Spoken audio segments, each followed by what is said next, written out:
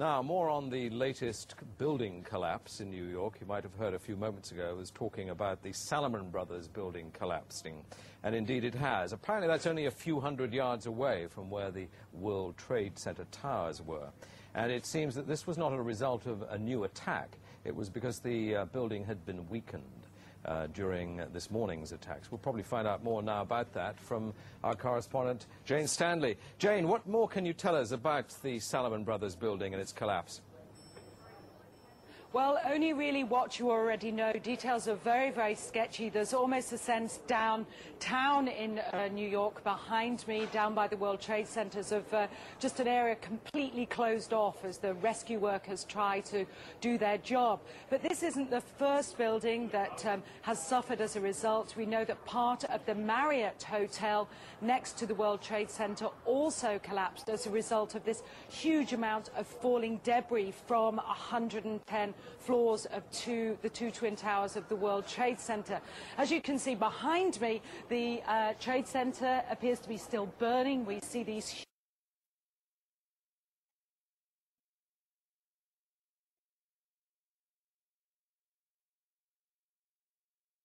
huge clouds of smoke and ash, and we know that behind that there's an empty piece of what was a very familiar New York skyline, a symbol of the financial prosperity of this city, but completely disappeared now, and New York is still unable to take on board what has happened to them today. Presumably there were very few people in the Salomon building when it collapsed. I mean, there were, I suppose, fears of possible further collapses around the area. That's what you would hope, because this whole downtown area behind me has been completely sealed off and evacuated, apart from the emergency workers. That was done by the mayor, Rudy Giuliani, much earlier today, because of, course, the dreadful collapse of the Twin Towers of the World Trade Center. But New York, very much a city still in chaos. The phones are not working properly, the subway lines are not working properly, and we know that down there near the World Trade Center there are 3 schools that are being turned into triage centers for emergency treatment. And I know that over in New York Harbor, where the famous Statue of Liberty is, there's a field hospital where 1,500 people are being treated, and we have heard, though it's unconfirmed as yet, that 100 New York City police officers have been taken there as well for treatment, but we do need to confirm those figures for the officers. It's now, what, some 8 hours since the attacks. Is there any estimate yet available of the number of casualties in the World Trade Center? I think we can only go at this point with the words expressed by the mayor of New York, Rudy Giuliani, that it's too frightening to think how many there could be. We know that it's about almost 300 people on the airliners that were used in these attacks. But you've got to remember, this was 9 o'clock in the morning on a Tuesday morning. It's busy in downtown Manhattan, in the financial district then. The World Trade Center itself has 50,000 workers. There are tens of thousands of tourists who go up there every day. The figures are almost too frightening to contemplate. You can understand why nobody yet wants to put a figure on them. Listening to the mayor, Rudy Giuliani, a bit earlier, one of his messages was, business as usual. We won't let this get us down. But presumably, a lot of Manhattan people must have fled the city to Long Island to get away from possible further attacks.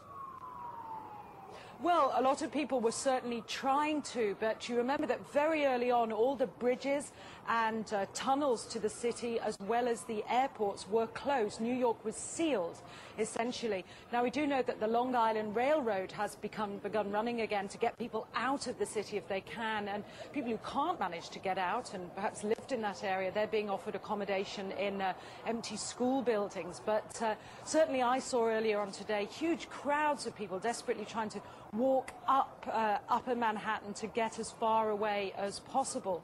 I think nobody really knows how to go or where to go, and you have to remember, even now, I don't think people can it can sink in to people what's happened.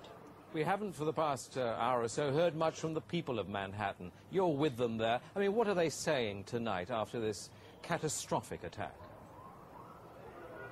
As I said, many just cannot believe this has happened, and I've seen you know, big burly men and women with the, you know, tears in their eyes today, shaking their heads, wondering what on earth is going on. There was a sense of panic. Our reports from the scene were of people just absolutely horrified. And I've already seen some photographs of that a man took down in the downtown area, and it looks like the aftermath of a huge atom bomb or something, just full of debris and of like a white carpeting of snow from all the dust and rubbish that had fallen. I don't think people can comprehend. They certainly have lost any feeling of safety.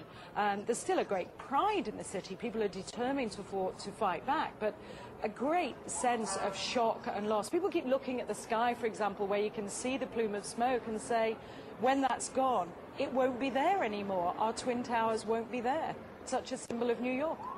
Are they talking yet about revenge and what the government should do to counter this threat, or are they numb still? I think people are still numb, and I don't think people are talking about revenge in that way at all yet. I think people are still too traumatized. We don't know how many people have been killed.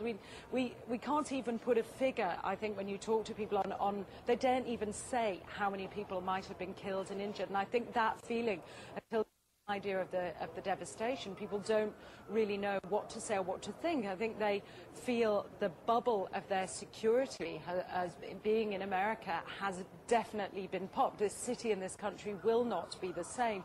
But they don't really know where to turn. That's the very sad thing. I think there's going to be a lot of very, very traumatized people that has hit them very, very hard. Jane, I think many of us, when we heard the news, perhaps on the radio earlier today, were completely flabbergasted by it and just couldn't comprehend it. I mean, it almost sounded too far-fetched. I was wondering what it's felt like for you being in Manhattan. Well, unfortunately, I think we've lost the line with Jane Stanley in Manhattan. Perhaps we can rejoin her and follow that up later. Across America, citizens are trying to come to grips with the enormity of what has happened.